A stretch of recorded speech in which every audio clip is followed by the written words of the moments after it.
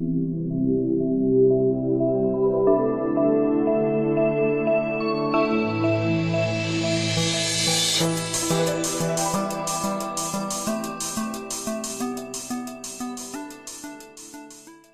on a déjà passé 2 entrevues ensemble. Je commence à te connaître un peu plus. Un Mais peu trop, un peu trop. mais il y a quand même de la distance qui nous sépare. En passant, Martin, grâce à la technologie, c'est fantastique. Martin est au Nouveau-Brunswick actuellement, c'est bien ça? C'est Moi, exact. je suis au Québec. Je ne sais pas si on a des gens en Europe, mais enfin, on est dans la francophonie. La plupart des gens sont tous au Québec. Donc, tous les gens peuvent être dans leur confort avec leur petit breuvage préféré. Moi, j'ai une petite tasse eau et citron. Je pense que Martin a son verre d'eau. Cheers tout le monde. Alors, on va commencer la conversation. Puis pour ceux qui ne connaissent pas Martin, je pense qu'il est pas mal connu, mais il y en a des fois qui me demandent, bon, Martin Latulippe, c'est un formateur, coach, conférencier depuis plusieurs années. Et puis, on va aller directement dans le vif du sujet pour que les gens puissent connaître un peu plus qu'est-ce qui t'a amené dans le développement personnel. Je sais qu'en 2001, tu as failli perdre la vie avec un coup de patin à la gorge. Je pense que c'était à Pologne. Puis, donc, peux-tu nous élaborer un petit peu rapidement qu'est-ce qui s'est passé à partir de ce moment-là? Je pense que c'était un élément déclencheur qui t'a propulsé vers le développement personnel. À toi la parole, mon cher Martin. Oui, merci Perry. Bon, en effet, moi je suis un ancien joueur de hockey, mais avant de me rendre en Pologne, où est-ce que j'ai eu la chance de jouer pour l'équipe canadienne au championnat du monde de hockey universitaire, à Zakopane en Pologne, donc j'ai le statut de capitaine de l'équipe canadienne, mais avant ça, pour que les gens comprennent pourquoi que je fais ce que je fais aujourd'hui, donc moi j'étais un adolescent à qui on a collé plusieurs étiquettes, donc que ce soit des troubles d'apprentissage, TDAH, vraiment des troubles de comportement. J'étais toujours directeur, donc je m'étais un peu replié dans le développement personnel. Mon père m'avait acheté un livre, ça avait vraiment eu un impact énorme sur ma vie. Je m'étais mis à lire des livres, parce que je pensais que ça allait me rendre une meilleure personne, mais c'est sûr que ça me rendait un meilleur leader, mais surtout, ça me faisait comprendre que les étiquettes qu'on m'avait accolées à la peau n'étaient pas des faiblesses, mais étaient des forces et en revenait seulement à moi de les exploiter. Alors, le hockey, pour moi, est devenu un peu mon échappatoire où est-ce que je pouvais m'exprimer. Et j'ai toujours continué à lire du développement personnel, à étudier les grands leaders avec qui j'avais la chance de jouer. Et tout ça m'a amené dans un concours de circonstances en 2001 à jouer mon plus haut niveau de hockey au championnat du monde universitaire, où on a remporté l'argent, deuxième au monde. Mais lors de cette compétition-là, au milieu de la compétition, dans un jeu de routine, il y a eu une mise en échec percutante au centre de la glace. Et moi, j'étais en récupération de rondelle, donc je m'en allais pour récupérer la rondelle. Et le joueur polonais a été propulsé dans les airs et son patin est venu m'atteindre, non, je sais pas, peut-être Oui, on le voit très. Oui. juste ici à la gorge. Et bon, évidemment, c'est pas le meilleur endroit pour recevoir un coup de patin. Non. Alors, en fraction de seconde, le chandail de mes rêves était complètement imbibé de sang.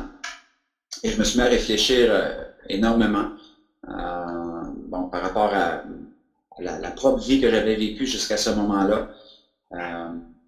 Bon, j'ai pas eu de grandes réalisations lorsque ça s'est arrivé, mais par contre, je me suis posé une question assez simple que les gens qui nous écoutent peuvent se poser en tout temps.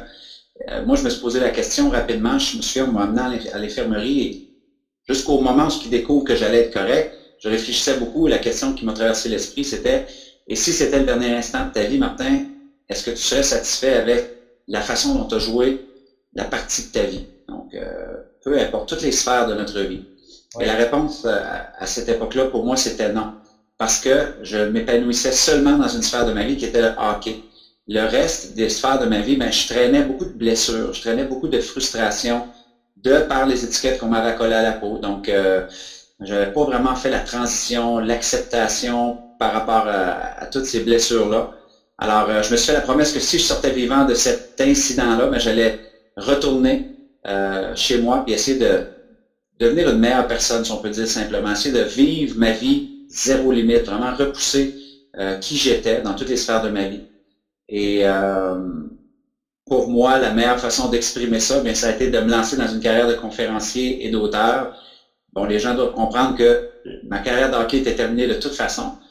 mais j'étais tellement passionné du développement personnel et professionnel, j'avais tellement lu de livres, on m'avait tellement demandé d'aller parler dans les écoles secondaires, parce Ouais. que souvent j'étais capitaine d'équipe de hockey. Alors, la seule chose que je savais faire, autre que de jouer au hockey, c'était de motiver les gens un tant soit peu. Donc, j'ai eu la brillante idée, naïvement, à 24 ans, sans un sou en poche, sans contact, sans vraiment savoir comment m'y prendre, de me lancer dans une grande carrière de conférencier et d'auteur.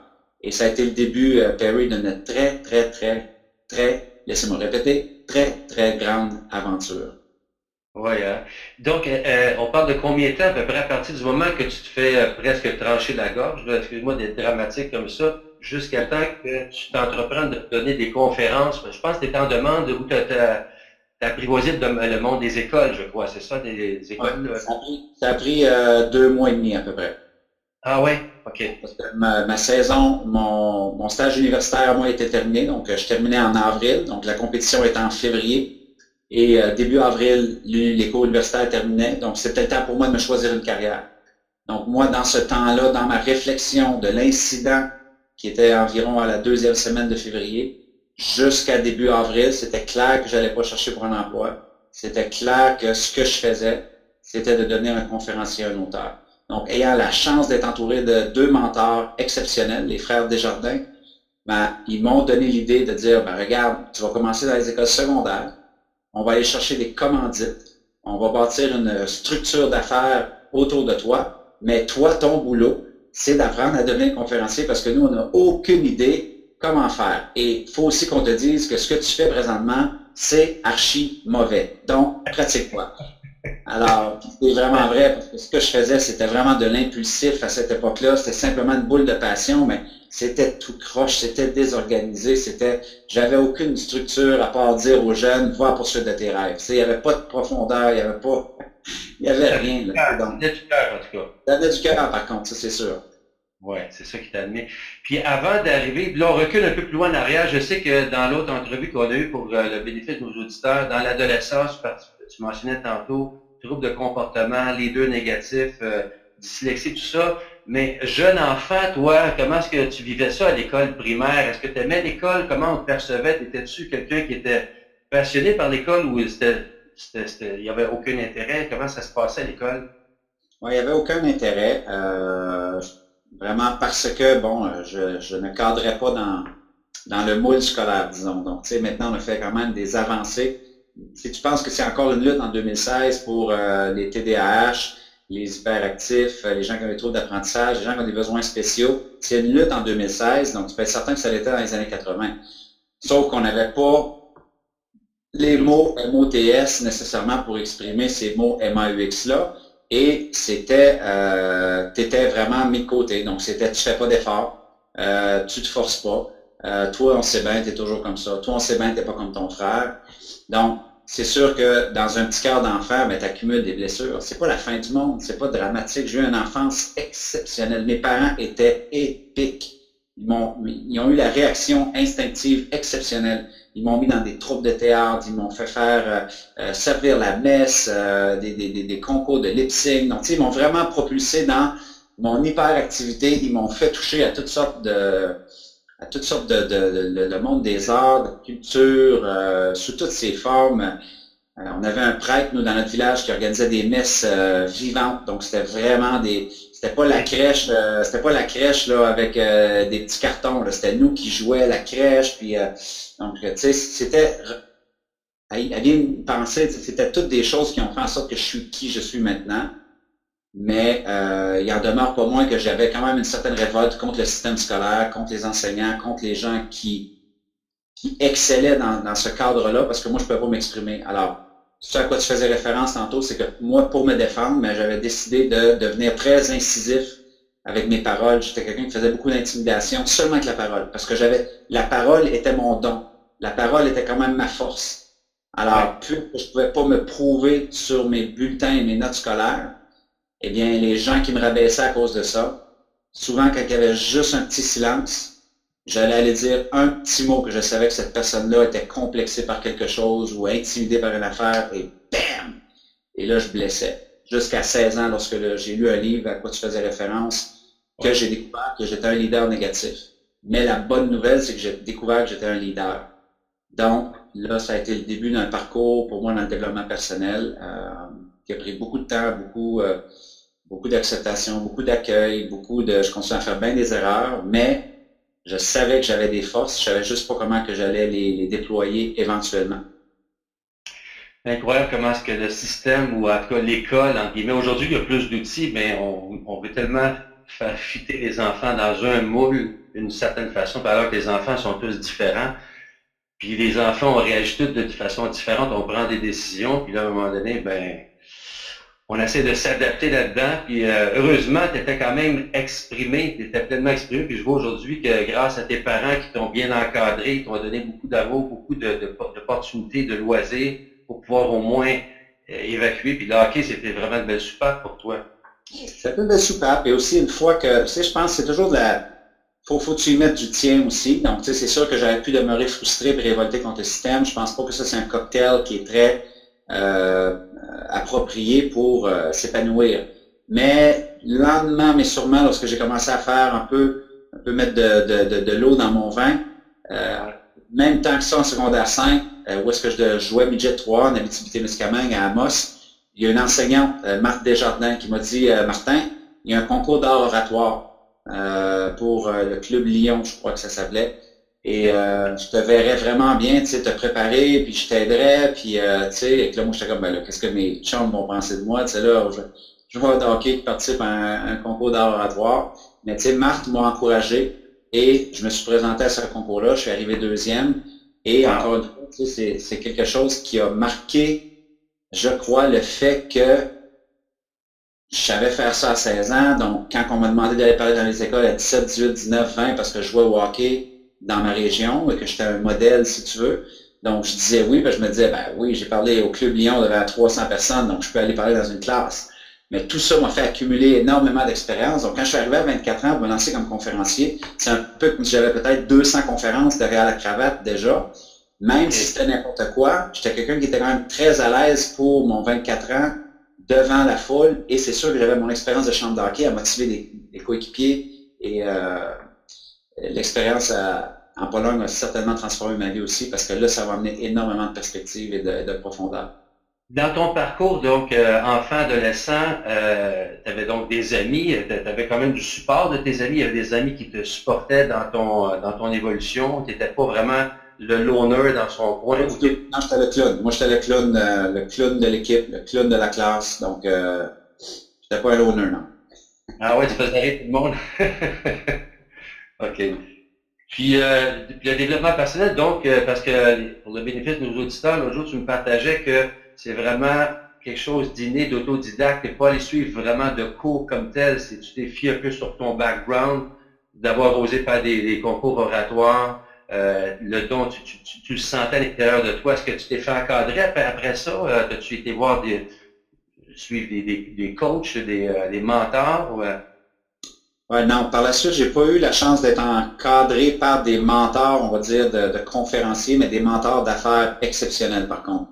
Donc, Michel et Jean-Paul Desjardins, qui sont deux frères qui demeurent ici au Nouveau-Brunswick, parce que moi je demeure. Et Jean-Paul et Michel m'ont pris sous leur aile par un concours de circonstances un peu rocambolesque. Ce qui s'est passé, c'est que moi j'avais été passé une entrevue à la Chambre de commerce du Grand Moncton parce que je travaillais dans le monde des affaires. Ça devenait de plus en plus évident pour moi que je voulais un jour me lancer en affaires. Mais je savais pas encore que ça allait être en conférence. Donc, à l'âge de 21 ans, je crois, j'ai été dans une entrevue. Et Michel Desjardins était le directeur de la Chambre de commerce. Donc, j'arrive en entrevue et il me pose des questions sur les enjeux économiques, qu'est-ce que c'est l'entrepreneuriat pour moi. Et moi, je suis comme bam, bam, bam, bam. Je réponds et ma confiance est à 20 sur 10. Et là, par la suite, il dit, all right, perfect. So now I'm going to ask you a couple of questions in English, if you don't mind. Et là, il me pose sa question en anglais. Et là, je dis,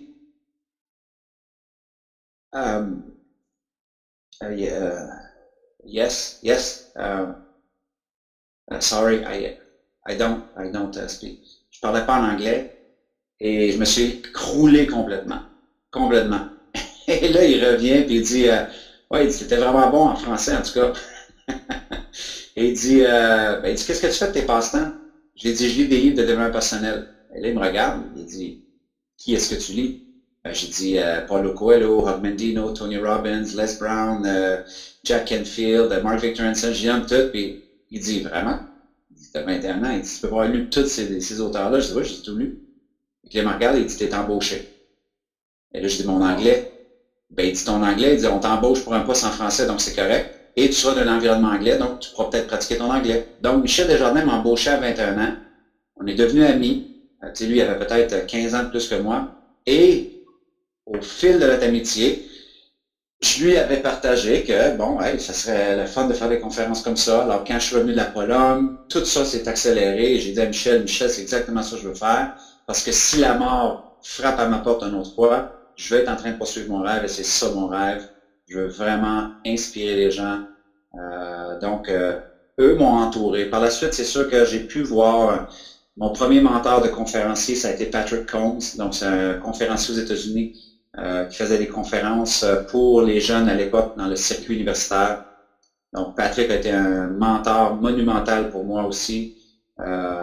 Et par la suite, là, ça a été... moi, je suis au Nouveau-Brunswick, donc tu sais, j'ai pas la chance d'être au Québec, de voir les conférenciers. Donc, tu sais, j'ai souvent quand même fait un peu mon chemin juste en faisant bien des erreurs, mais moi, je suis quelqu'un qui partage des histoires. Tu sais, souvent, on va me reprocher de dire, mais Martin, tu fais juste raconter des histoires. Moi, c'est ce que j'aime de faire. Tu sais, je suis pas un conférencier qui va te dire, voici les 5 points de succès, voici les 3 clés pour réussir ta vie, et si tu fais pas ça, tu réussiras pas. Moi, je suis quelqu'un qui est j'ai un esprit très ouvert par rapport au développement personnel et moi, ce qui me motive, ce sont des histoires qui vont venir me chercher émotionnellement d'une façon, Perry, que je vais le ressentir dans mon ADN à un point tel que ça va me propulser, même si ça fait aucun sens à ce moment-là de me propulser, c'est la seule chose qui fait du sens pour moi à ce moment-là aussi. Donc, souvent, j'amène ces histoires-là sur scène. Donc, j'ai un peu comme développé un style propre à moi-même, mais ça me convient. Ça fonctionne très bien. Tu es rendu, je pense... 10 ans plus tard, ça fonctionne encore. Mais pour le bénéfice de nos auditeurs, tu fais donc des conférences, on peut dire, mondialement. Tu vas dans tous les pays, je pense, on est en demande. Maintenant, 65% de mes conférences sont en anglais. Donc, je fais des conférences, par exemple, pour les gestionnaires BMW, Mercedes, BMO, Banque de Montréal. J'ai été jusqu'en Iran.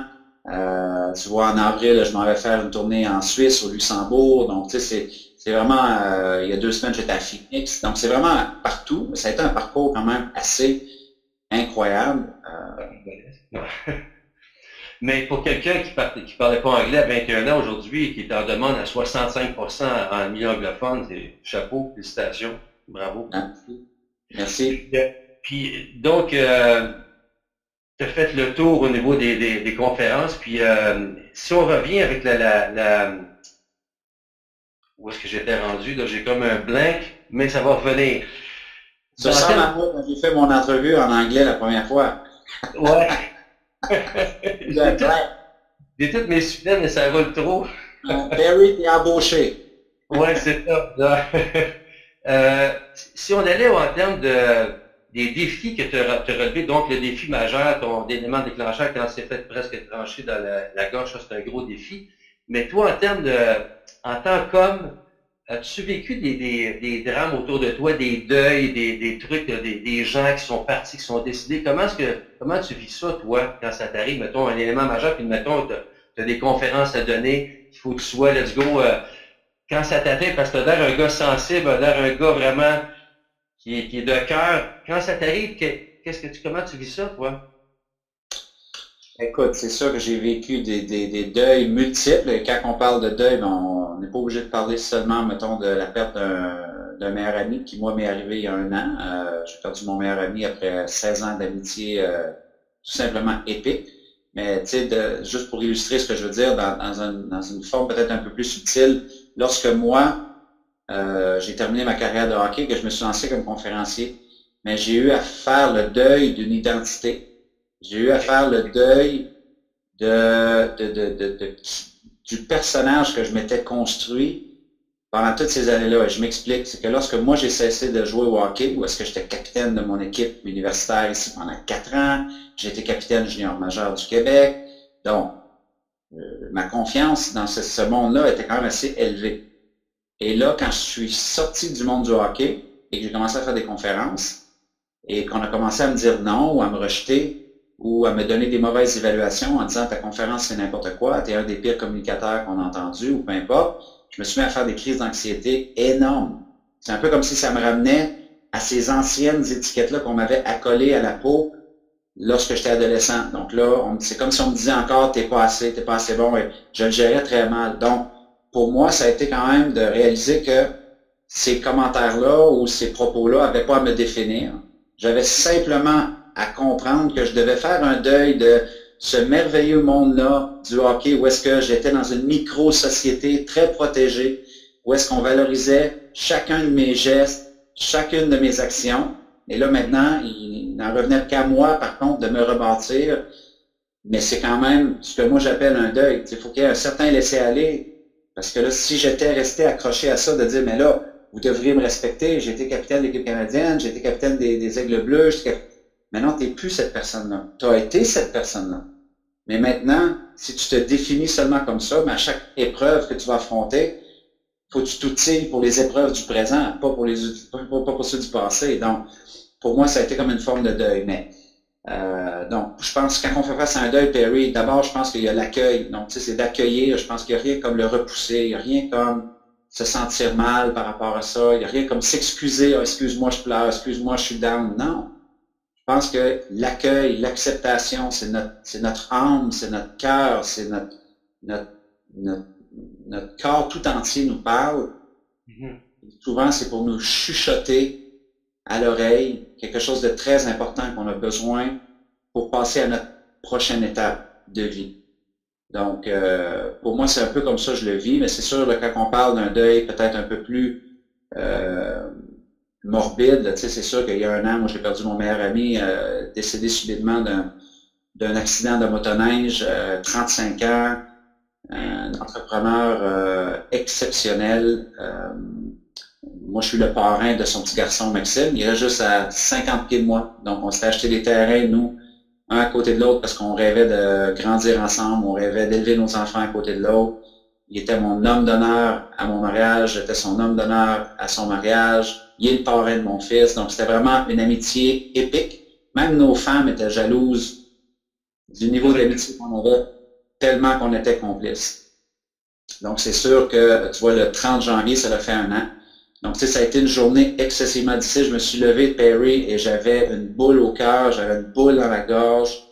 C'était incroyable. Et je regardais à l'extérieur de la fenêtre et il y avait une grosse tempête de neige, comme l'an passé, à la même date.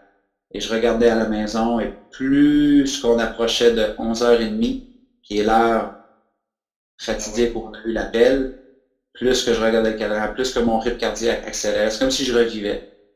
Et moi, souvent, quand je me sens mal comme ça, ou que j'ai une boule, souvent, je vais écrire. Donc, je suis quelqu'un qui écrit beaucoup, puis ça m'aide à mettre les choses en perspective.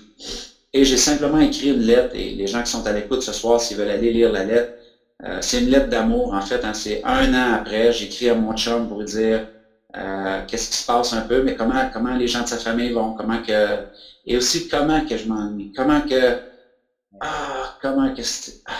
et tu sais, ça finit en disant, tu sais, que un jour, probablement que je vais amener son petit gars manger une poutine parce que c'est quelque chose qu'on partageait beaucoup, moi et lui, tu sais, là, donc. Et là, quand j'ai fini d'écrire la lettre, mon garçon me regarde, ma femme me regarde, ma petite fille me regarde, puis elle dit, papa, qu'est-ce que tu fais? Ça faisait 1h30 que j'étais en transe. Et là, je leur dis, j'étais en train d'écrire à parrain. Et là, mon petit gars dit, veux-tu me lire la lettre? Et que je me mets à la lire, et après 4 secondes et demie, je me mets à pleurer comme un enfant. Ça m'a pris à peu près 10 minutes de lire la lettre. Et on s'est tous mis à pleurer en famille. Mais ça a tellement été libérateur, ça a tellement été, c'est ça que c'est. Tu sais, donc, tu peux pas remplacer quelqu'un qui a joué un rôle tellement énorme dans ta vie. C'est comme s'il y a un petit trou maintenant dans ma vie, disons, de 1 heure par jour. C'est comme maintenant, si, tu sais, je vis mes 24 heures, mais il y avait 1 heure par jour parce que j'étais toujours en contact avec Patrick, je pensais à lui, on riait, on se donnait des conseils sur nos business respectifs. Donc ça prend du temps. Tu mets pas un diachylon sur une affaire de même. Donc, souvent, moi, je vais me rappeler les beaux moments. Je vais revivre constamment des histoires ensemble. Je vais parler beaucoup de lui à son fils. Je me gêne jamais pour raconter des histoires sur lui. Pareil comme s'il était encore là. Mais en même temps, ultimement, pour moi, Perry, tu sais, je pense à à ce poème-là du dash, donc le trait d'union, tu sais, qui dit que on sait tous la date à laquelle on est né, mais on ne sait pas la date à laquelle on va décéder, tu sais. Mais une chose est certaine, c'est que ces deux dates-là vont se retrouver sur notre pierre tombale à la fin de notre vie, avec un petit trait d'union au centre.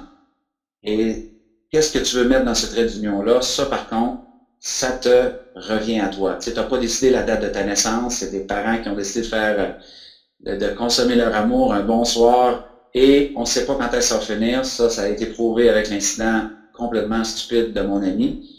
Et, tu sais, donc, par contre, le trait d'union, lui, il l'a rempli au maximum. Je t'en passe un papier. Donc, moi, mon devoir, c'est de remplir mon trait d'union aussi. Tu sais, je peux pas, malgré toute la tristesse, je peux pas vivre ma vie en disant, ben là, tu es plus là, donc c'est pas juste, c'est moi qui aurais dû partir. Tu sais, des fois, des gens vont faire beaucoup de culpabilité par rapport à des deuils et ils vont perdre des années, des années, des années de trait d'union. Donc, pour moi, tu sais, j'essaie de garder cette image-là bien simple, de dire, hey, en période de deuil personnel, émotif, relationnel, oublie pas une chose, mon homme, tu as encore la chance de jouer une journée additionnelle à la game de la vie. Ça dépend juste comment tu vas vouloir la jouer. Wow, merci. Quel bel exemple de vulnérabilité, puis comment est-ce qu'on peut transformer, utiliser la vulnérabilité pour se propulser et vivre pleinement. Merci, bravo. Ben ça me touche. Je t'écoutais tantôt, j'avais presque le goût de pleurer quand tu partageais ton poème, là. Tu voulais juste aller manger une poutine. Il donnait faim à tout le monde. Tout à fait. Tantôt, là, pour amener un peu dans l'énergie, c'est que tantôt, tu disais que quand tu étais interviewé par Michel Desjardins, j'ai cru comprendre que tu avais une facilité tu avais la bosse des affaires, tu y répondais avec une confiance de 20 sur 10, tu disais, ça vient d'où, parce que tu partageais que tu étais un hockeyeur, à l'école, c'était so-so, développement personnel, mais tu avais quand même un attrait pour la business, entrepreneur. Est-ce que c'est inné chez toi, ça, ou est-ce que ça vient de... Écoute, mon père et ma mère, ce sont des leaders, donc deux différents styles de leaders. Mon père est un leader très extroverti, donc il a été maire de notre village, il a toujours eu des positions politiques municipales importantes. Et ma mère, c'est une leader tranquille, c'est une leader silencieuse dans la compassion, dans le don de soi, dans la générosité. Donc, on a été élevés quand même avec des gens qui avaient des valeurs exceptionnelles. Comme j'ai dit, les blessures que j'expliquais, pour moi, c'était pas archi dramatique, c'est juste que je les portais à l'intérieur de moi. Et puisqu'il n'y a pas d'échelle de souffrance, ben, je peux pas dire que je souffrais moins ou plus qu'un autre. Tout ce que je sais, c'est que je souffrais. Donc, par contre, la parole en public, c'était quelque chose que j'avais quand même dans mon arsenal, dans mon outillage, surtout pour me défendre des gens qui cadraient dans le cadre scolaire. Donc, pour moi, déjà à l'école, Perry, j'étais l'étudiant, moi, qui disait à mon prof de mathématiques, j'utiliserai jamais ça de ma vie. J'allais en chimie, je disais, quelle perte de temps. Vraiment, c'est sûr que ça, j'utiliserai jamais ça de ma vie.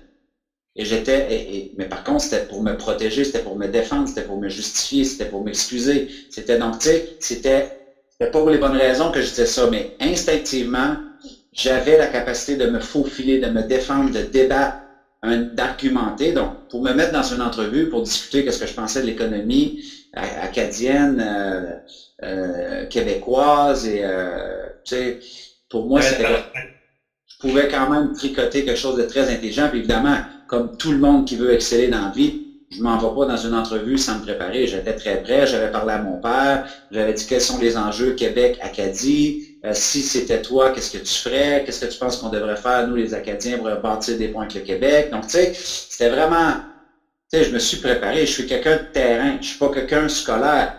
Mais par contre, n'importe qui me connaît, Perry, puis toi, de toute façon, tu étais dans mon Académie Zéro Limite, je suis quelqu'un qui est obsédé par les stratégies. Je suis vraiment, en anglais, on va dire street smart. Ça veut dire qu'il y a des stratégies de rue, il y a des stratégies qu'on va pas apprendre dans les grands livres, il y a des stratégies qu'on va pas apprendre dans un MBA, mais qui vont pouvoir te propulser, et ça, peu importe que tu aies un titre ou pas, ou que tu aies aucune éducation certifiante, tu peux quand même te préparer. Et moi, je suis quelqu'un qui me prépare énormément. Je suis quelqu'un qui étudie énormément l'excellence, le succès. Je suis excessivement curieux. Si tu m'assois à côté de quelqu'un qui a du succès, tu peux être certain que je vais lui parler toute la soirée pour lui poser des questions, pour aller chercher peut-être un petit diamant qui va peut-être m'aider à aller plus loin. Si je suis assis à côté de quelqu'un qui a échoué, tu peux être certain que je vais avoir une discussion encore une fois pour qu'est-ce qui s'est passé, qu'est-ce que je peux comprendre de son échec. Je suis un curieux de la vie, je suis quelqu'un qui a toujours carburé à ça, modéliser les autres, modéliser l'excellence, modéliser aussi les échecs pour voir comment ils ont réussi à orchestrer un fiasco comme ça. Je suis aussi intéressé à la destruction qu'à la construction et j'étudie ces modèles-là. C'est des polarités, dans le fond, hein? Oui, exactement. Tantôt, quand tu partageais que toi, je vois que c'est un exutoire pour toi d'écrire, j'imagine que tu n'écris pas juste des poèmes, tu écris à l'occasion pour évacuer. As-tu d'autres trucs, d'autres outils que quand tu vis des moments, parce que tu es un humain comme nous tous, quand tu vis des moments de doute, des moments de remise en question, ça peut t'arriver, j'imagine toi aussi. Comment tu vis ça? Qu'est-ce que tu fais? Est-ce que tu vas écrire pour te libérer, pour voir plus clair? As-tu d'autres outils que tu pourrais nous partager? Ouais, l'écrire est certainement une stratégie que j'affectionne particulièrement, ça c'est sûr. Mais pour moi, j'aime beaucoup faire ce que j'appelle une pertinence émotionnelle. C'est-à-dire, je vais essayer de voir mon émotion, où est-ce qu'elle est en moi.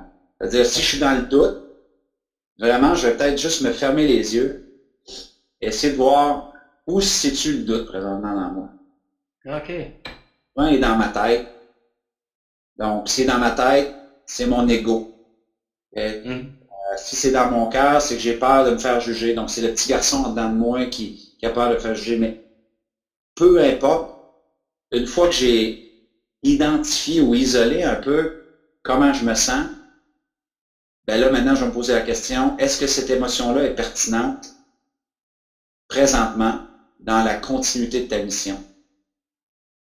Est-ce que tu veux continuer à la nourrir ou tu peux peut-être la laisser aller? Et revenir à cet endroit-là de service où est-ce que tu sais que c'est là que tu excelles. Parce que souvent, quand moi je suis dans le doute, quand je suis frustré ou peu importe ce que c'est, Perry, je suis dans l'ego ou dans je veux me faire valoir, je veux aller démontrer des choses, me prouver pour les mauvaises raisons. Alors que si je reviens toujours à cet endroit-là que les fois où j'ai le plus performé dans ma vie ou que j'ai le mieux gagné dans ma vie, c'est quand j'étais simplement au service. Un peu comme si j'étais un instrument de l'univers ou un instrument de Dieu dans le sens que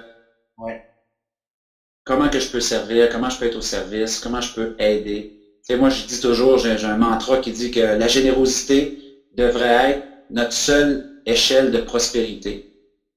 Donc, lorsque je me sens, par exemple, en arrière en affaires, c'est parce que je suis pas assez généreux, j'essaie trop d'avoir présentement, j'essaie d'avoir le contrat, j'essaie d'avoir le mandat. Donc, pour moi, ça veut dire qu'aujourd'hui, je devrais être encore plus généreux. Donc, tout de suite, je vais dire, OK, qui est-ce que je peux aider? Qu'est-ce que je peux faire? Est-ce que je peux... lui a besoin d'aide, bon, je vais l'aider. Et là, à un moment donné, ça débloque une abondance incroyable. Donc, votre générosité devrait être la seule échelle de votre prospérité, ou du moins certainement une très bonne échelle de votre prospérité. Parce que je pense qu'on est dans une économie où c'est qu'on a tellement été dans demander et vous recevrez. Moi, je pense qu'on est beaucoup dans demander ou donner et vous recevrez. Donne et vous recevrez. Donnez, vous recevrez. Donnez, vous recevrez. Mais il y a un petit bémol. Il faut donner sans rien attendre en retour. C'est cliché. Les gens l'ont peut-être déjà entendu, mais moi, c'est certainement un mode de vie qui change complètement mon mindset, qui change complètement mon attitude lorsque je me mets là-dedans. Donc, l'écriture, puis toute cette technique émotionnelle-là pour moi de revenir à mes sens, de revenir vraiment à dire, hey, t'es frustré présentement ou t'es jaloux. Pourquoi t'es jaloux présentement? Est-ce que c'est pertinent à la continuité de ta mission? Est-ce que c'est une émotion pure avec laquelle tu veux continuer à voyager dans le pack-sac de ta vie? Parce que c'est lourd, là, voyager avec des émotions comme ça. Donc, pour moi, de me poser la question de la pertinence, c'est super pertinent parce que c'est comme si je faisais une prise de conscience et que maintenant, je m'observerais, me dire, mais non, c'est pas toi, là. Juste reviens à la générosité, reviens au don de soi. Qui est-ce que tu peux aider? Je pense que la première chose que tu peux faire, c'est d'être généreux avec toi en laissant aller cette émotion-là qui t'habite pour faire de la place à une bien meilleure émotion. Est-ce que tout ça est facile, Perry? Non, c'est rien de la pratique, mais pour moi, c'est quelque chose qui fonctionne.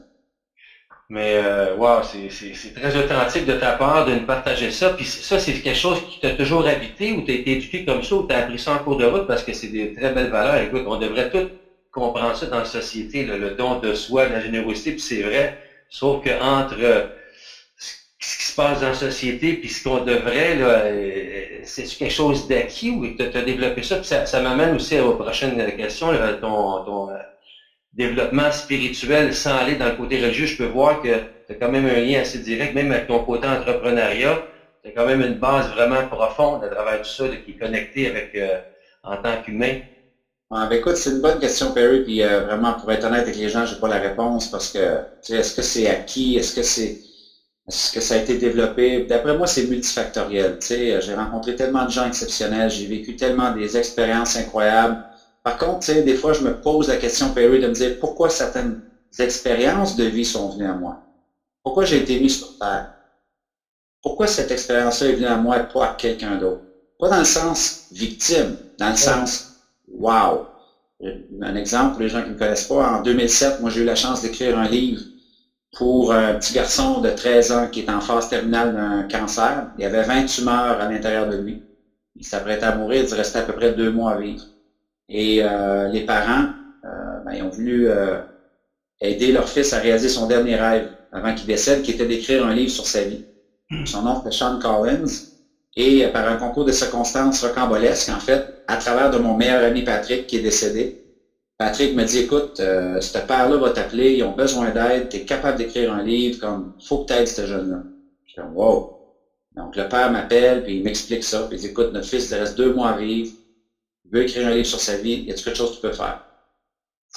Fait que j'ai été rencontrer ce jeune-là, et j'ai commencé à travailler avec lui pour écrire son livre, mais j'ai été tellement inspiré par lui que j'ai décidé de l'écrire bénévolement, puis j'ai remis 100% des fonds et des profits du livre aux enfants malades dans sa mémoire. Mais encore une fois, tu sais, pour moi, l'idée qui me tracassait l'esprit, c'était pourquoi la vie m'a choisi?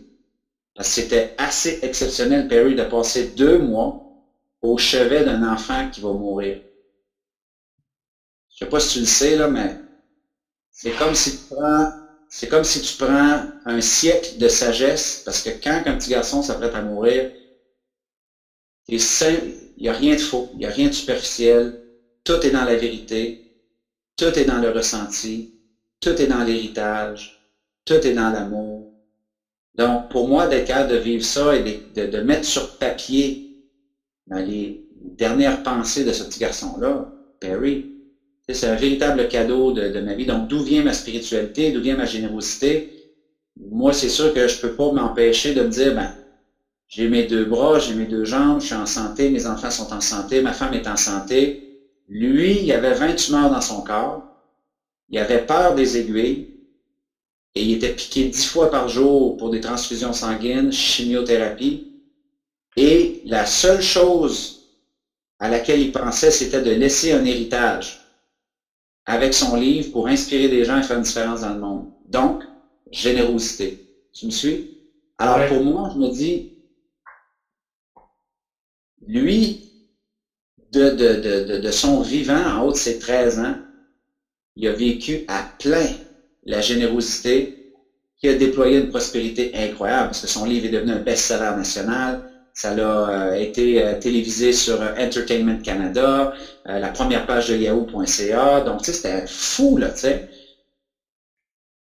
Mais pourquoi cette aventure-là est venue à moi? Tu sais, c'est multifactoriel. Mes parents ont certainement des choses, mais je pense que, tu sais, puis je pourrais te conter des histoires comme ça jusqu'à demain, là, tu sais, parce que il y a beaucoup de choses qui sont venues à moi, mais je pense qu'ils viennent à moi à cause de mon attitude de générosité, de don de soi.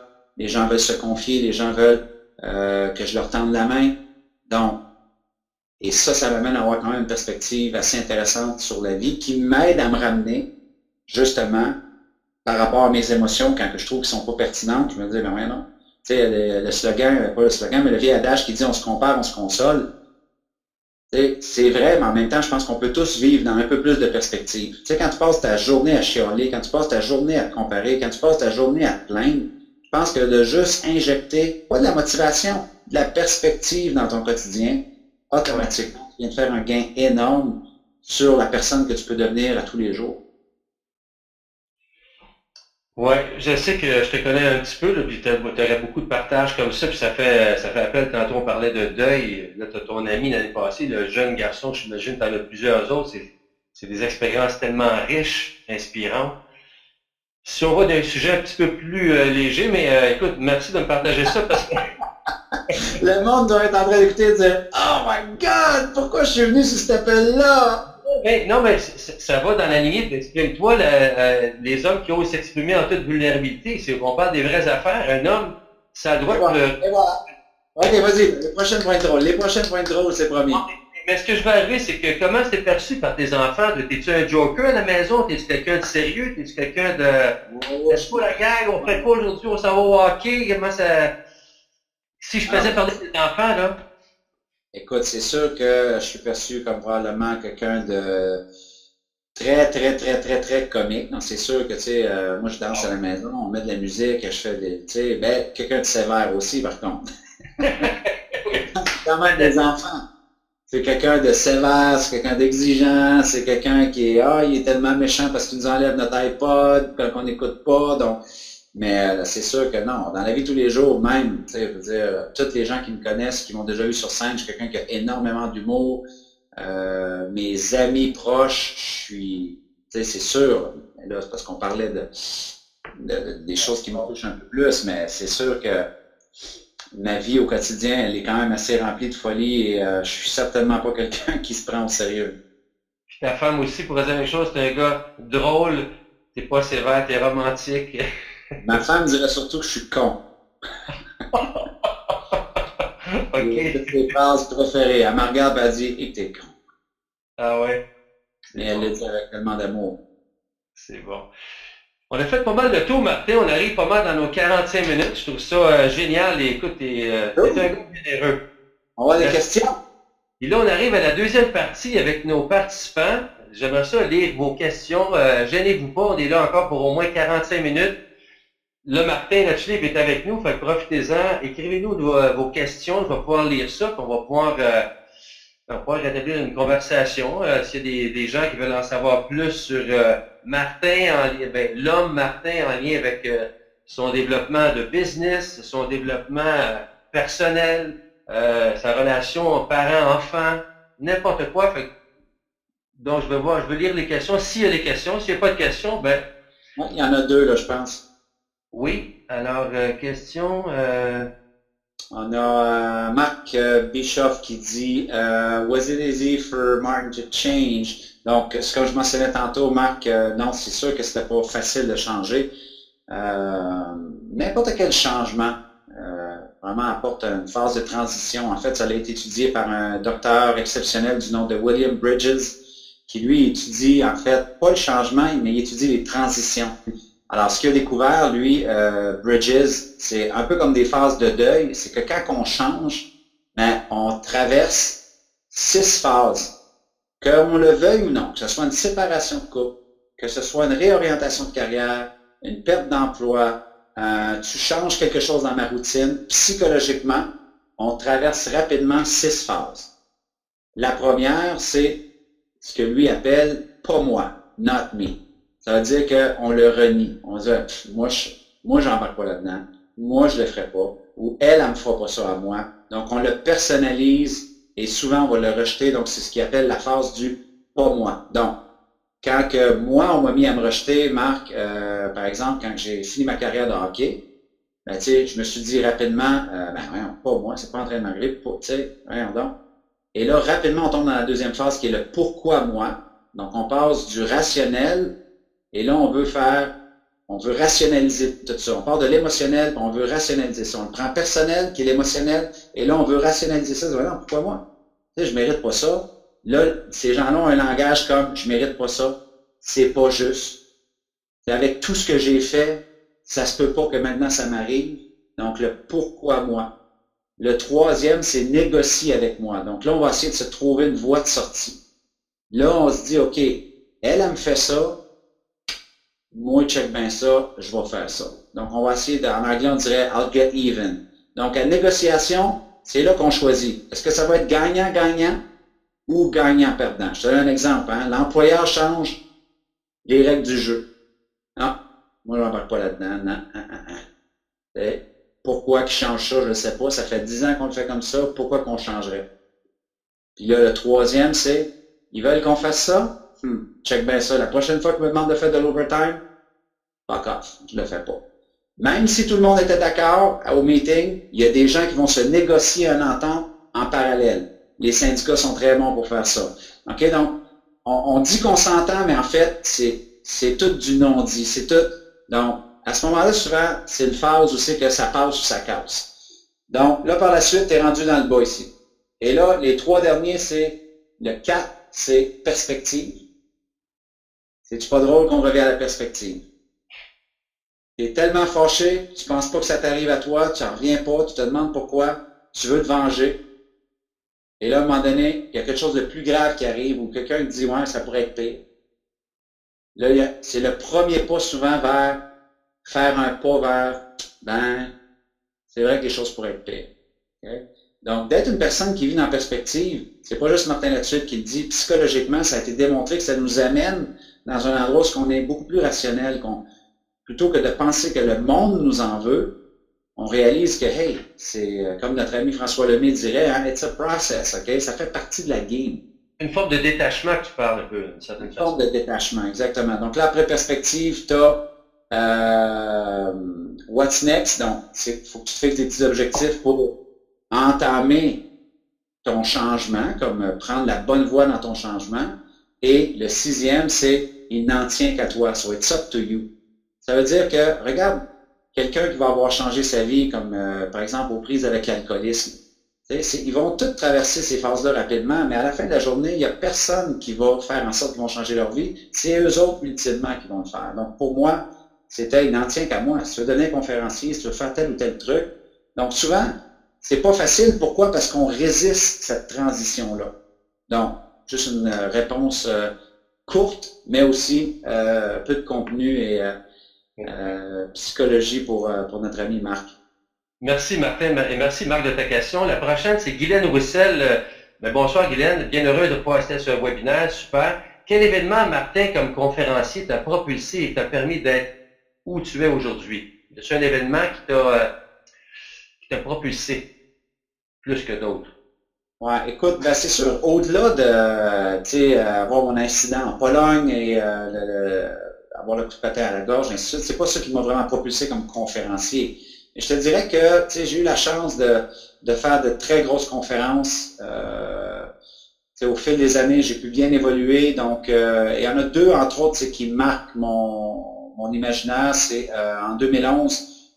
Ça a l'air proche. Là, 2011, c'est il y a seulement 5 ans. J'avais une très, très, très bonne carrière jusqu'en 2011. Mais quand on parle de propulser ma carrière, en 2011, j'ai eu la chance de faire une conférence avec, dans la même année, Jack Canfield, qui était dans la salle quand j'ai fait ma conférence. On était sur la même scène. Et par la suite, j'ai été souper avec lui et il m'a fait un témoignage tellement élogieux. Il m'a tellement dit de belles choses à mon propos que c'est comme si maintenant, il venait de m'accorder la permission d'aller encore plus loin dans la poursuite de mon rêve parce que c'était Jack Canfield qui me disait « You're hot ». Tu sais, comme vraiment, j'en ai vu, là, « And you're up and coming », c'est bon, c'est fresh. T'es deep, tu sais, rien qui m'a pas dit ce soir-là. Donc ça, pour moi, c'était comme, wow, je peux aller encore plus loin dans la poursuite de mes rêves. Et la deuxième conférence, c'était avec Richard Branson. Et ça, c'était toute une expérience parce que tu vois, ça, c'était l'opposé. Cette conférence-là était un cauchemar total. C'était incroyable, mais ça a été une leçon de vie exceptionnelle. Donc, je raconte rapidement. C'est que c'est une conférence devant 6000 personnes ici à Moncton et le jeune qui organise ça, moi je l'ai aidé lorsqu'il avait 12 ans. Et j'avais fait des conférences dans son école secondaire, je l'avais inspiré à devenir un entrepreneur. Là, on remonte à loin, là. Et là, maintenant, c'est devenu un jeune entrepreneur, il a 24-25 ans, il fait venir Richard Branson à Moncton, puis il veut payer au suivant, et qui me dit, Martin, je veux te donner la scène. Il dit, je veux que tu parles après Richard Branson. J'ai dit, OK, mais je dis, actuellement, le monde parle avant, puis tu finis avec ton gros. Il dit, oui, mais tu sais, il dit, tu es capable, puis il dit, ça va être assez bien organisé, inquiète-toi pas, tout va bien aller. OK. Donc, Ça, c'était 7 mois avant l'événement. Et là, ils ont de la difficulté à vendre les billets et la pression monte. Lui, il se met dans un trouble financier énorme. Il se met à être critiqué parce que son ego a explosé dans la ville de Moncton. Tout le monde veut le tuer quasiment, pour petit gars. C'est une histoire de fou. Et on réalise que c'est très mal organisé. Alors moi, je commence à être nerveux. Je me dis, Tim, je vais lui faire confiance, mais je suis nerveux. J'arrive à l'événement, je prends un programme de l'événement, je vois que ma face est en nulle part dans le programme. Ça c'est louche. Donc, il n'y a personne qui sait que j'embarque sur le stage, sauf mes chums qui sont venus m'applaudir, OK? Fait que là, c'est louche. Fait que là, je vais voir Brad, qui était le jeune, en arrière de la scène, je dis, Brad, hey! J'ai dit, le programme, t'as pas reçu mon matériel parce qu'il n'y a rien qui dit que je parle après Richard Branson. Et qu'il dit, non, il inquiète pas, je me suis arrangé avec le maître de cérémonie, tout va être cool, tout va être mentionné, puis tu vas voir, on te fait une bonne job. Là, je commence à être nerveux.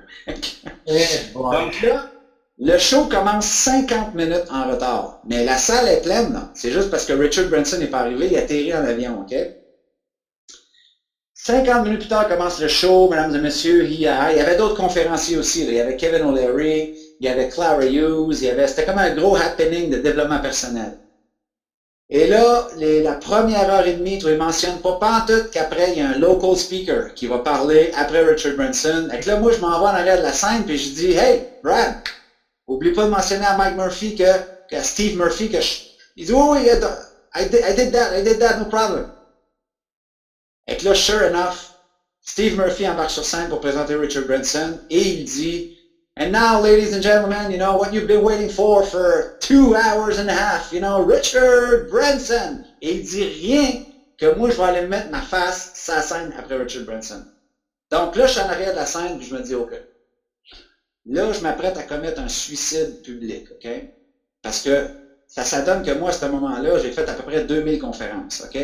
Je sais comment ça marche. Quand que le feature speaker finit, là, surtout une conférence qui a commencé 50 minutes en retard, ça va faire le monde va sortir.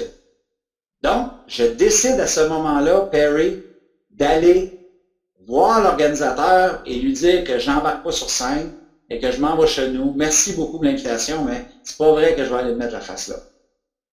Donc, je décide ça. Il y a à peu près 150 pieds entre ma chambre, parce qu'on était dans l'aréna, donc j'étais dans une chambre d'aréna, jusqu'au kiosque des organisateurs en arrière de la scène. Je pars à marcher, et ma décision, c'est je vais annuler la conférence. Il n'y a personne qui le sait. Je vais juste rappeler mes chums, dire, gars, le show commence en retard, il n'y avait plus le temps pour moi. That's it. Rendu à 120 pieds, je commence à penser que j'étais à la piscine avec mon fils la veille, Kael. Et c'était la session où est-ce qu'il fallait qu'il mette la face dans l'eau pour la première fois. Wow. Et moi, je l'encourageais comme un fou à mettre dans l'eau, Perry, puis il avait assez peur, là, il était de même, puis il mettait sa joue dans l'eau, puis il disait, gars, papa, je suis courageux, hein, puis il l'était pas pendant tout, là, tu sais, puis je disais, Kael, ah ouais, dive, vas-y, t'es capable, Kael, vas-y, voyons donc, il n'y a rien là, c'est juste de l'eau.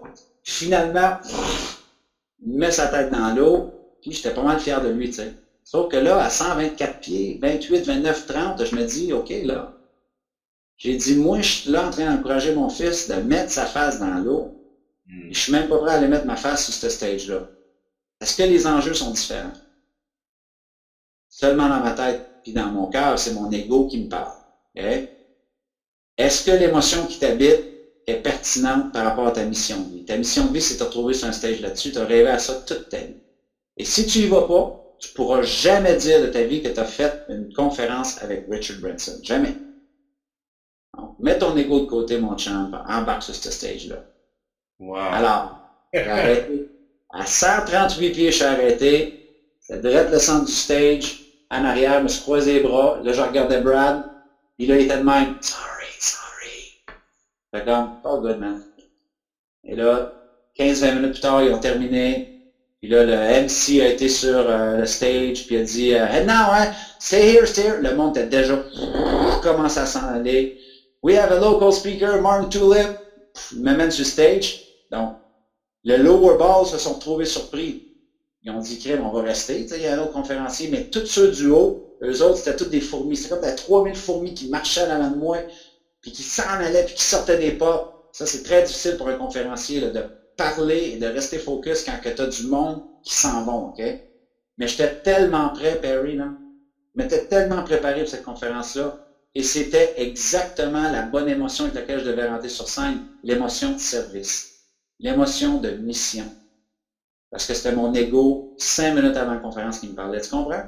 Ouais. Donc pour moi, ça a été quelque chose aussi qui m'a propulsé parce que, je suis sorti de là, puis mes amis étaient comme, je sais pas comment t'as fait ça. Vraiment, là, t'étais une machine, c'était incroyable. Comme oui, là, c'était le fiasco, puis c'était le désordre public total autour de toi. Mais tu étais comme une Ferrari, mon gars. T'as amené ça, puis c'était juste 15 minutes. Mais c'était 15 minutes qui en a paru pour 4 heures. Mais je l'ai très bien livré de façon professionnelle, peu importe ce qui se passait autour de moi. Donc, mais toute une leçon. Inspirant. Merci, Martin. J'ai une autre question ici de Cantarelle Vidal. Bonsoir, Cantarelle. Elle te demande, Martin, est-ce que tu as une routine matinale? Si oui, laquelle? C'est une bonne question, ça, Cantarelle. Je suis pas nécessairement constant avec ma routine matinale. Je sais que tous les grands gourous disent de se lever, puis de méditer, puis de se faire un thé, puis d'écrire dans un journal de reconnaissance. Je le fais plus souvent qu'autrement, mais ma routine idéale, moi, c'est de me lever au son de mes enfants ou puis avoir vraiment rien à faire, juste vraiment me déposer. Tu sais, je veux dire, je suis un entrepreneur, la majorité du temps, je travaille à partir de chez moi ou quand je suis sur la route. Juste le fait de me lever quand je me lève, pour moi, c'est une routine exceptionnelle. Donc, c'est sûr que par contre, l'activité physique fait partie de mes habitudes de vie. Prendre un bon déjeuner et par la suite, moi, je suis quelqu'un qui va reviser beaucoup mes intentions. Je suis quelqu'un qui est très productif. Donc, si les gens qui écoutent, j'ai une vidéo sur YouTube qui s'appelle Comment avoir davantage de focus. Donc, je travaille avec une technique que j'appelle le 50-20-50. Donc, je suis quelqu'un que si tu me cherches, tu vas pas me rejoindre si je suis dans une tranche de productivité. Donc, souvent, je regarde ma journée, je me dis, OK, je vais me faire 2 tranches de 90 minutes ou de 120 minutes, excuse-moi, de productivité. Et le reste du temps, je vais m'occuper de mes enfants, je vais parler avec mes employés, voir si les choses avancent. Mais à part de ça, je ne suis pas quelqu'un nécessairement qui a une routine matinale à tout casser. Je pense que j'ai des bonnes habitudes de vie tout simplement parce que je pense qu'on est la somme de nos habitudes de vie au quotidien. Mais quand tu as des petits-enfants, des jeunes enfants, des fois, c'est bien difficile de mettre des rituels rigides en place. Mm-hmm. Faut avoir beaucoup de flexibilité. Merci, Martin. Merci, Cantarelle. J'ai une question de Jean-Pierre Allé que j'ai passé en entrevue. Salut, Jean-Pierre. Martin, quel est le conseil que tu peux nous donner pour réussir à avoir un impact sur nos clients en coaching et en entreprise? Aurais-tu un conseil ou quelque chose qui te vient comme ça, là, un outil ou quelque chose que tu pourrais suggérer d'avoir un impact? Oui, écoute, c'est une très bonne question. Moi, je te dirais, c'est pour moi, en tout cas, ce qui m'aide en coaching, c'est de vraiment comprendre le problème de mon client et de savoir pourquoi il veut du coaching. Donc, par exemple, moi, une de mes questions préférées des gens qui m'approchent en coaching, c'est pourquoi moi, pourquoi maintenant? Je peux vous garantir que souvent, ça vient avec un grand silence. Parce que là, il faut qu'ils te disent pourquoi est-ce qu'ils veulent travailler avec toi et pourquoi que maintenant, ils ont besoin de coaching. Donc, ça te donne un effet de levier exceptionnel, ok? Parce qu'ils sont en train quasiment de te convaincre de travailler avec eux. Ça, c'est la portion pourquoi moi et pourquoi maintenant. Parce que la réalité, c'est que souvent, l'erreur qu'on fait comme coach, c'est qu'on accepte des mandats sans aller chercher des leviers émotionnels avec nos coachés. Mm-hmm. Et ça va faire qu'on va accepter des coachés avec lesquels on n'aura pas les résultats souhaités ou on va avoir des résultats mitigés. Donc, moi, je me souviens, un des premiers gros contrats de coaching, je crois que c'était quoi, en 2009, 2010, c'était dans une grosse entreprise en Beauce. Il y avait un méga conflit, c'était énorme. Et mon mentor de coaching et de consultation, Joe Sharon, m'avait expliqué qu'à la première entretien, parce qu'il nous avait approché, il avait dit, écoute, première question, tu vas dire, okay, pourquoi moi, pourquoi maintenant? Donc, ils vont te parler un peu de la situation. La deuxième question que tu vas leur demander, c'est quelle est la partie de responsabilité des employés dans ce conflit-là? Ils vont parler, ils vont répondre, ils vont dire tout ce qu'ils ont à dire. Et par la suite, Martin, c'est très important que tu demandes aux dirigeants quelle est la partie de responsabilité que vous avez dans ce conflit-là. Et s'ils répondent, ben, comme on vient de te le dire, c'est les employés, tu leur diras, ben, désolé, on ne peut pas travailler ensemble.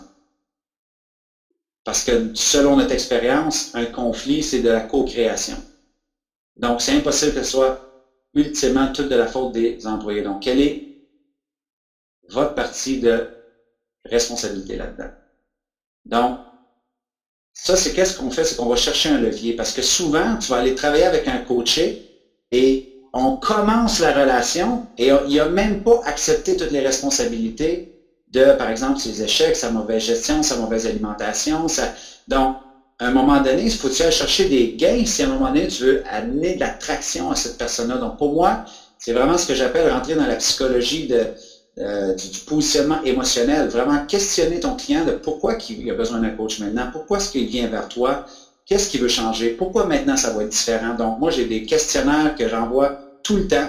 Avant même de savoir si on va travailler ensemble, il y a un grand coach, il y a un grand questionnaire avec plusieurs questions qui vont me laisser voir si maintenant tu es prêt à changer. Et à la limite, je dirais, hein, Jean-Pierre, c'est ça? Oui, Jean-Pierre. Souvent, OK, ce qu'on fait, je sais que ça peut paraître un peu mesquin, mais nomme-moi toutes les choses que tu veux changer présentement, OK?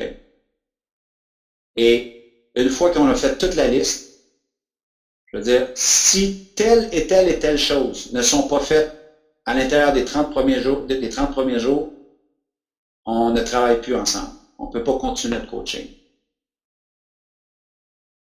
Donc, ultimement, en rentrant en coaching, c'est un peu comme si je te provoque à l'action.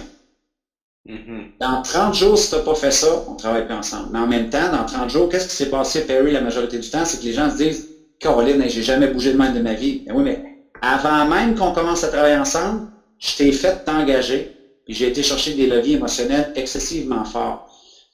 Et je sais que ça peut sonner simple, et si Jean-Pierre est un coach, probablement qu'il se dit, oui, ok, je connais ça, c'est simple, mais le problème dans l'industrie du coaching, c'est que les gens ont tellement faim d'avoir un contrat qu'ils acceptent n'importe qui. Et ils acceptent des gens qui aiment l'idée d'avoir un coach, mais ne sont pas prêts à changer. Et là, ce coaching-là se transfère souvent en thérapie, où c'est que ça devient très thérapeutique, très redondant, très, tu fais, tu sais, ouais, mais là, ça n'a pas marché, puis là, qu'est-ce... Et ça, moi, j'en ai eu marre, à un moment donné, de ces formes de coaching-là, et c'est pour ça que j'ai été vers des coachs qui m'ont permis de mettre des paramètres à des coachings où c'est que tu dis, gars, moi, je ne travaille qu'avec des gens qui vont avoir des résultats, et je te dirais que c'est probablement une des formules qui, moi, Jean-Pierre, m'aide le plus pour avoir un impact sur mes clients. Vraiment les connaître, vraiment rentrer dans leur psychologie pour être capable d'avoir un maximum de levier quand va venir la période des questions. Quand vient la période des questions. Quand vient la période des questions. Parce que le plus que tu as des munitions avant de commencer ton coaching, le plus que tu peux ramener la conversation en disant, on s'était parlé de tel truc il y a quelques semaines, est-ce que tu aimerais me dire où est-ce que tu es rendu avec ça? Et là, tu sais, ça peut qu'on va s'en aller dans un terrain glissant d'excuses, mais là, tu as un autre levier parce que tu as une prochaine question. Tu me disais que dans tes dernières expériences de coaching, souvent, ça n'avait pas fonctionné parce que tu ne tenais pas tes engagements. As-tu l'impression qu'on est en train de répéter un pattern ici? Bang! parce que j'ai été chercher les leviers émotionnels à la base, au départ, avant qu'ils s'engagent. Tu sais, je te donne un exemple, je suis en train de coacher ici un grand dirigeant au Nouveau-Brunswick d'une entreprise, et lui, il avait fait une liste, là, Perry, de ça de long, de tous les objectifs qu'il voulait avoir cette année. Et le dernier objectif, c'était avoir une discussion avec son ancien partenaire qui a vendu la business. Donc, lui, c'était le propriétaire avant. Il a vendu la business. Mais là, maintenant, il est encore dans le business pour 2 ans. Sauf que là, il y a beaucoup de conflits parce que lui, il prend encore beaucoup de place, c'est sûr. Il a géré la business pendant des décennies et des décennies. Mais là, lui, le nouveau, il essaie de prendre sa place, mais l'autre aux réunions, il n'a pas changé sa façon de faire, il n'a pas changé sa façon d'être. Donc, on a 12 objectifs et le dernier, c'est discuter avec Joe. Dans les questionnements, je réalise que sa plus grande douleur, c'est Joe. Mais il est à 12. Pourquoi? On va virer à l'envers. Parce qu'il l'évite. Parce que c'est le pire des meetings. Ça lui fait faire de l'insomnie et il ne veut pas l'affronter. Le gars est un mentor pour lui toute sa vie. Il a été un père. Il ne peut pas aller le confronter. Mais en réalité, c'est quoi le plus gros changement qu'on peut faire dans les 30 prochains jours? Puis si tu ne fais pas ça, on ne travaille plus ensemble. C'est sûr que je vais t'aider à le rencontrer, là. Mais gars, on va prendre Joe, on le met ici. Parce que si tu fais 1 à 11, tu ne seras même pas performant dans tes 1 à 11. Pourquoi? Parce que tu as une grosse roche dans ton soulier qui est le 12. Mais dans le questionnement, encore une fois, ça l'amène toujours ses vérités. Les gens ont les réponses en eux. Il faut juste leur poser la question. Donc voilà, Jean-Pierre. J'espère que ça te donne la valeur, que ça t'aide dans ta réflexion. Super, Martin. Moi, ça me fait réfléchir à d'autres questions, mais c'est pas moi qui est en avant-plan. On va revenir avec... merci, Jean-Pierre, de ta question. On arrive avec Jason Savoie. Salut, Jason. Merci, Perry. Merci, Martin. Je suis heureux de te connaître par ce médium. Martin, j'ai été touché par Martin dans la poursuite de son rêve de devenir conférencier. Je réalise que je manque de confiance ou de confiance et bloqué par certaines peurs. Que me suggères-tu, Martin, pour débuter comme conférencier? Je vais être conférencier de développement personnel. Qu'est-ce que tu peux suggérer un ABC, là, on va aller sommaire, là, parce qu'on a besoin de la cause, là? Ouais, écoute, c'est sûr que il y a beaucoup de choses qui pourraient être dites, Jason, mais la première chose que je te dirais, c'est qu'un conférencier, ça fait des conférences. C'est bon. C'est bon. C'est sûr qu'à la base, il faut que tu fasses tout ce que tu peux, Jason, pour te mettre dans une position de conférencier.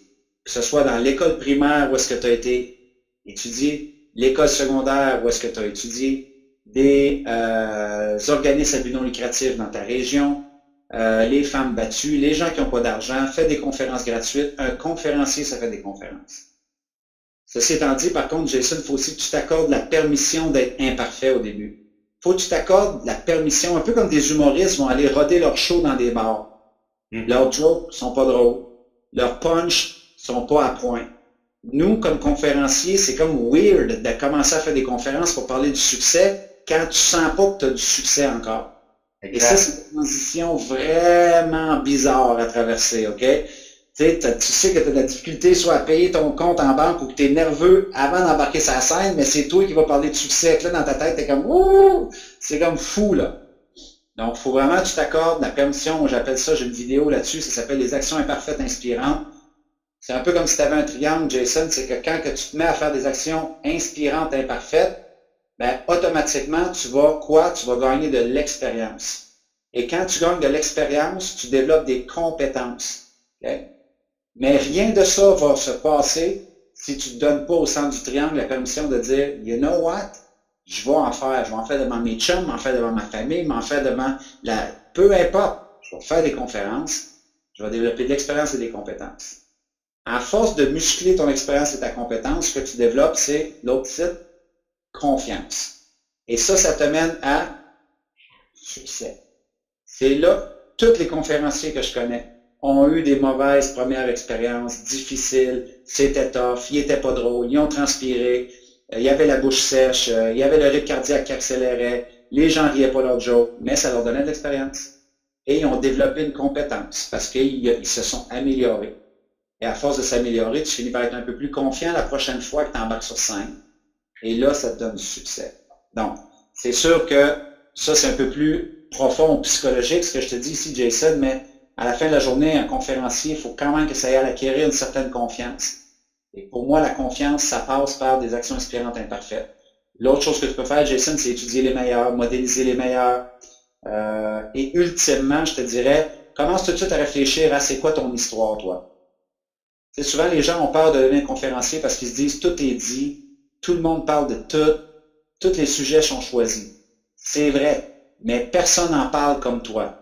Personne n'en parle comme ton histoire. Personne n'en parle à ta saveur, à travers tes lentilles, à travers ton expérience de vie, à travers tes échecs. à travers ta vulnérabilité, ta compassion. Et c'est ça que les gens achètent. Et nous, je pourrais te dire, hein, nous, on a un programme au complet qui s'appelle l'Académie Zéro Limite. Ça fait 4 ans que ça existe. On enseigne des trucs comme ça, Jason. C'est une véritable école, c'est une véritable académie. Si tu es au Québec, Jason, tous les, je ne voudrais pas être prétentieux, mais tous les nouveaux leaders de l'industrie du développement personnel qui portent un peu comme du popcorn au cours des 4 dernières années, ouais. Ils ont probablement tous passé à l'Académie Zéro Limite, que ce soit les François Lemay, les Manu Lemire, les Daniel Blouin, Perry, Stéphanie Milo, sont des gens qui sont venus étudier à l'Académie Zéro Limite et qui ont été se donner des vecteurs pour accélérer ce rêve-là que toi tu as. Mais ça, c'était mes conseils là, que je peux te donner pour l'instant. Merci Martin, merci Jason, excellente question. On revient avec Guylaine qui dit « Veux-tu, Martin, être mon Richard Branson? » J'imagine qu'elle veut dire que si tu veux faire une partie du spectacle, puis elle va passer après. Je ne sais pas si c'est ce qu'elle veut dire. Oui, mais c'est sûr que oui. Ou sinon, on peut aller se baigner dans une piscine ensemble après avec mon fils. Wow. Un merci de Jason. Jean-Pierre aussi qui te remercie aussi de ta sagesse, Martin. Y a-t-il d'autres questions ici? Je pense que je vois pas d'autres questions. Peut-être j'en ai peut-être passé. On a peut-être fait le tour. Je vais faire un tour global. S'il n'y a pas d'autres questions, on va pouvoir te libérer, probablement plus tôt. Tu as mentionné un bon point, il n'y a pas de questions, mais tantôt quand tu disais que, parce que je suis là-dedans depuis 1 an dans le coaching, c'est vrai qu'au début, de moins de contrats, fait que tu prends plus de contrats de coaching, puis là, tu apprends à te connaître à travers ça, puis c'est effectivement, il y a beaucoup du verbiage, puis il y en a, puis à un moment donné, il y a moins de... Puis plus tu en fais, plus tu te rends compte que ça prend de l'engagement, ça prend de l'action. S'il n'y a pas ça, c'est que ça mène nulle part. Fait que c'est bon ce que tu mentionnais tantôt, le 30 jours, là, j'adore ça. Pourquoi moi, pourquoi maintenant? Quitte à avoir moins de contrats, mais tu envoies à l'univers un signe que tu veux de la qualité, tu veux du monde qui avance. Moi, c'est... même quand ça c'est un exemple individuel, mais quand on va dans des entreprises, on fait la même affaire, Perry. On dit aux dirigeants, OK, avant de finaliser le contrat, faut qu'on ait le droit d'aller interviewer des employés. On veut un échantillon. Et on va poser 3 questions aux employés. Numéro 1, on va leur demander, parle-moi de l'environnement de travail ici. Donc, c'est qualitatif. Ils vont dire ce qu'ils veulent. Okay? Numéro 2, on va leur poser la question, si tu pouvais changer quelque chose ici qui améliorerait l'environnement de travail, l'engagement des employés, la mobilisation, ton bonheur au travail, qu'est-ce que tu changerais? Et là, les employés réalisent que c'est pas si facile que ça d'arriver avec des idées, mais ils ont des idées. Et là, 3e question qu'on pose, c'est, bon, l'organisation est en train de considérer d'entamer un processus de coaching pour améliorer l'environnement de travail ici, OK? Ça se peut que ce soit nous, ça se peut que ce soit pas nous. Mais si nous, on arrivait dans l'entreprise et on commençait à changer des choses pour vous aider, vous les employés et les gestionnaires, toi, tu serais-tu le genre à embarquer là-dedans ou tu serais le genre à bitcher et à parler contre l'initiative? Yeah, c'est bon. Donc, là, les employés, habituellement, ils vont dire, non, c'est sûr que si les choses changent, là, je vais reconnaître le progrès. Donc, avant, check ça, Perry, avant même de commencer le coaching, on a été chercher des gains dans l'usine ou dans l'entreprise. Des gens qui nous ont dit oui d'en face. Là. Donc là, on revient au propriétaire, on dit, OK, voici les 50 affaires que les employés ont mentionnées qui pourraient être améliorées. Si vous voulez qu'on travaille ensemble, vous en choisissez 10 là-dedans. Il y en a qui valent 10 000, il y en a qui valent 50 cents, il y en a qui valent 2 piastres. Tu vois la poignée de porte dans la salle de bain là-bas, au 2e? Ça fait 2 ans qu'ils demandent de la changer, elle n'a pas été changée. Il y en a 10 qui doivent être changés là-dedans au cours des 30 prochains jours. Sinon, on ne travaille pas ensemble. Donc, dès que nous, on rentre dans une organisation, le monde capote parce qu'on a été signé le progrès avant même qu'on commence le contrat. Mais ça a toute partie de la confiance dans la négociation du contrat de coaching. De dire, ouais, ben, c'est pas certain qu'on travaille ensemble.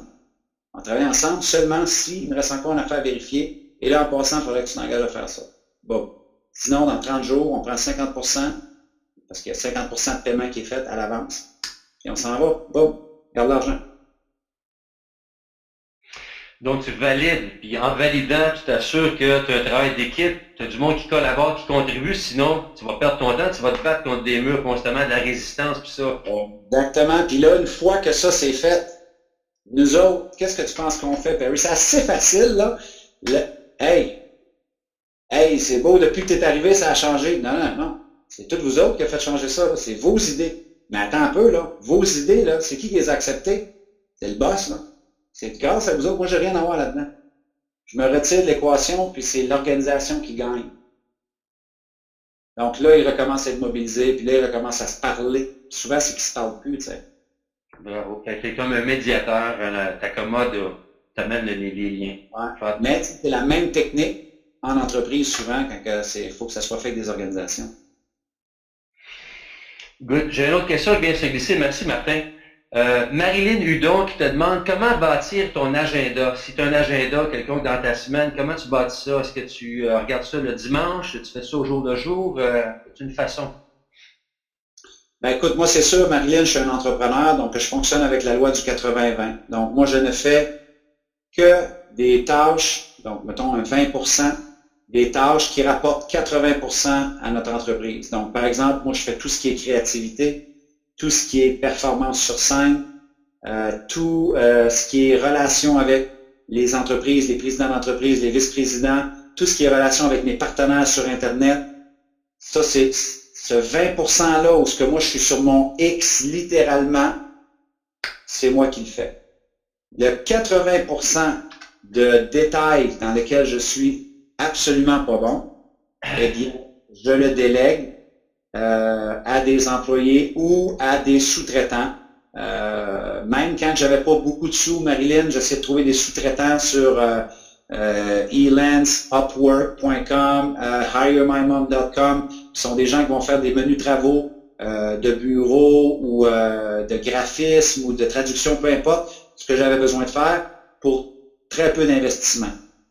Souvent, l'erreur qu'on fait, en tout cas, comme entrepreneur, je ne sais pas c'est quoi ton statut, Marilyn, mais pour moi, mon agenda est basé que je ne dois passer mon temps que sur ce qui me rapporte en haut de 150 à 500 $ de l'heure. Tout ce qui est en bas de 150, surtout dans du 15 $ de l'heure, si je suis pris à faire quelque chose à 12,50, 15 $ de l'heure, mon argent n'est pas bien utilisé et mon entreprise jette de l'argent par les fenêtres. Donc, je sais que c'est un concept dur à comprendre des fois pour les gens, mais même à petite échelle, il faut avoir une vision de dire où sont mes forces, où doit être organisé mon temps, où doit être investi mon temps, et le reste, peut-être un peu trouver des gens pour déléguer. Je te donne un exemple, François Lemay au Québec, qui est un de mes bons élèves de l'Académie Zéro Limite, lui, pendant un bon bout de temps, il n'avait pas les sous pour embaucher. Avec sa mission, puis avec sa motivation, il a convaincu des gens de devenir des bénévoles. Mais pendant qu'il y avait des bénévoles, il n'était plus obligé de faire X, Y tâches dans lesquelles c'était pas vraiment ça dans lequel il était bon. Et ça lui a permis de monter le mouvement Inspire-toi qui a complètement explosé et qui fait une différence incroyable maintenant. Donc, je ne sais pas si ça t'aide, je ne sais pas si tu es entrepreneur, mais pour moi, c'est tout ce que je connais parce que je n'ai été qu'entrepreneur toute ma vie. Alors, c'est de même que moi, j'organise mon agenda. Merci Martin, merci Marilyn. Là, j'ai parce que en passant, Jean-Pierre et Guylaine, c'est un couple, évidemment. Fait que Guylaine mentionne, je veux faire ta première partie. Jean-Pierre depuis Turquie, Guylaine Roussel est une excellente conférencière. Fait qu'ici, c'est super. J'en doute pas, c'est super, Guylaine. Au plaisir de te rencontrer, Jean-Pierre aussi. Espérons qu'on se rencontrera un jour, puis j'aurai la chance de voir une de tes conférences. Martin, on te voit sous peu. Je pense que ton programme Zéro Limite, j'aurai l'occasion d'en parler aussi à tous mes gens que je connais. C'est bientôt, je pense qu'il y a un lancement dans les prochaines semaines, je pense, pour la nouvelle cohorte 2016, si je ne me trompe pas, c'est ça? Oui, c'est exact. Le 9 mars prochain, on entre en ouverture des ventes. En fait, tout simplement, c'est ça que c'est. On ouvre la cohorte une fois par année pour rentrer à l'Académie Zéro Limite et on a toujours des centaines de nouveaux étudiants et étudiantes qui entrent autant au Québec qu'en francophonie, partout en Europe. C'est probablement l'affaire dont je suis le plus fier, c'est un programme qui a autant des centaines de personnes au Québec que des centaines en Europe. Donc, la famille de l'Académie Zéro Limite a vraiment créé un pont entre le Québec et l'Europe. Et les participants sont les premiers à gagner de ça parce qu'ils se font des liens incroyables partout dans le monde et ça, c'est vraiment hot, là. Super, puis on va te suivre de près parce que moi, je peux partager rapidement que ça fait 1 an que je suis là, ça a complètement transformé ma conception d'entrepreneur, de développement personnel. Longtemps, j'ai suivi des ateliers, j'adore ça toujours, mais je voyais pas le lien qu'on pouvait peut-être un jour entrevoir d'en vivre, puis d'avoir une business là-dedans, sans que ça soit juste business, et on va faire un impact dans la vie des gens, mais d'encadrer ça avec des stratégies, des outils. Écoute, le cours de Martin, Académie Zéro Limite, c'est génial, il y a tellement de richesses, puis on n'arrête pas d'apprendre. Fait que voilà, pas juste business, on va faire un impact dans la vie des gens, mais d'encadrer ça avec des stratégies, des outils. Écoute, le cours de Martin, Académie Zéro Limite, c'est génial, il y a tellement de richesses, puis on n'arrête pas d'apprendre. Fait que voilà. Si on se dit, Perry, sur l'Académie Zéro Limite, donc, combien ça coûte formation Zéro Limite? Est-ce que tu peux me bâcher les coûts? Ouais, pour Jason et Daniel, Jason et Diane, excuse-moi, j'avais pas vu le deuxième nom. Oui. Bon, l'Académie Zéro Limite, c'est une formation où ce qu'on enseigne de A à Z, comment est-ce qu'on fait pour devenir conférencier, auteur, coach, formateur, consultant ou infopreneur à succès. Donc, une personne qui fait de l'argent en vendant ses produits et ses services sur Internet. Donc, étant un des seuls francophones au monde à avoir réussi dans les 6 sphères. Pourquoi on enseigne les 6 sphères à l'Académie Zéro Limite? C'est parce qu'il y a 6 sphères en général où on peut vivre une carrière dans le développement personnel et professionnel. C'est les 6 que je viens de vous mentionner. Conférencier, auteur, coach, formateur, consultant ou infopreneur. Même si vous voulez devenir juste coach ou conférencier, la raison pourquoi on les enseigne, c'est qu'ils sont ultra complémentaires et ils peuvent peut-être éventuellement vous permettre de bonifier votre facture, bonifier votre offre de service. Donc moi, j'avais commencé seulement conférencier. 2 ans plus tard, j'ai écrit un livre. Et après ça, 4 ans plus tard, je commençais à faire du coaching. Et j'avais pas les outils. Il fallait que j'aille chercher les outils. Donc là, on les a regroupés. Et c'est une formation qui en sera à sa 5e édition. Donc, si vous êtes intéressé, vous avez simplement à vous informer auprès de Perry. Et l'investissement pour la formation là, qui dure quand même plusieurs mois, ça va peut-être te sonner très cher, Diane, quand je vais te dire le prix, c'est 1 997 $. Mais on donne à peu près de la valeur pour 15 000 $, là, sans exagérer. Là. Une certifié, c'est pour en témoigner. Mais une certification de coaching, c'est 8 000 $. C'est des prix incroyables. Puis nous, à 2 000 $, c'est vraiment une tonne de briques. On a, de toute façon, si tu es au courant puis tu suis Perry, Diane, va voir le lancement, va voir qu'est-ce qu'on a, va voir surtout qu'est-ce que nos anciennes ont à dire sur l'Académie Zéro Limite. Tu vas voir que c'est un programme qui a énormément de valeur. Alors voilà pour ces 2 questions-là.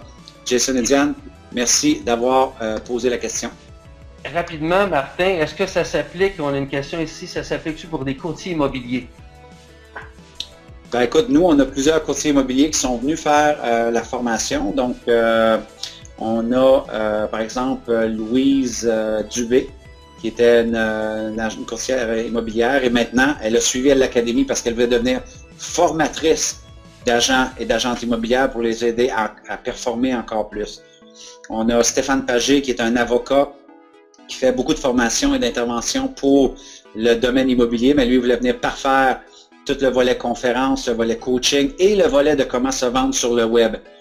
On a Pierre Leblanc qui est propriétaire d'une des plus grosses business de syndic au Québec, ça s'appelle dette.ca. Et lui, il vient vraiment pour chercher des vecteurs sur comment se positionner sur le web, comment vendre sur le web, comment rentrer dans la psychologie de ses clients. Donc, même si ultimement, tu ne vas pas utiliser une sphère du zéro limite, c'est vraiment une tonne de briques de marketing et de réseaux sociaux, des nouvelles stratégies. Et moi, j'ai 160 000 personnes, je pense, sur ma page Facebook, mais moi, je viens d'un village de 300 habitants. J'ai jamais passé à TVA, j'ai jamais passé à Radio-Canada, j'ai jamais passé, donc je suis pas connu. Il n'y a aucune raison pourquoi quelqu'un comme moi soit suivi plus que un joueur du Canadien de Montréal ou Julie Snyder ou des vedettes du Québec, tu comprends? Donc, mais c'est parce qu'on a des stratégies en arrière de ça, qu'on enseigne à l'Académie. Guylaine, ça veut dire que je vais te rencontrer. Guylaine a dit qu'elle s'est inscrite. Super! fondation en 2015, elle mentionne, en tout cas. Ah, ok, parfait. C'est ça. Super. Donc, on a dû se rencontrer à l'académie. Fait que le nom, peut-être, me rappelle... Probablement. Je peux partager, c'est vrai que quand tu es dans le développement personnel, souvent tu te sens seul, isolé, mais dans le cours, ça te permet d'entrer en contact avec une masse de gens dans la francophonie mondiale. Tout ça, ça donne des appuis considérables. Tu te sens moins tout seul, on s'entraide. Fait que tu sens toujours que tu es dans un momentum, alors que quand tu nages dans ta barque plus tout seul, c'est pas moins évident. Fait que ça donne un gros renfort sur l'académie. Ouais. C'est ça. Jason qui blague et dit très intéressant comme en camp. Ben, garde contact avec Perry. Perry pourra te dire exactement quand on commence puis t'envoyer le lien pour l'information. Exactement.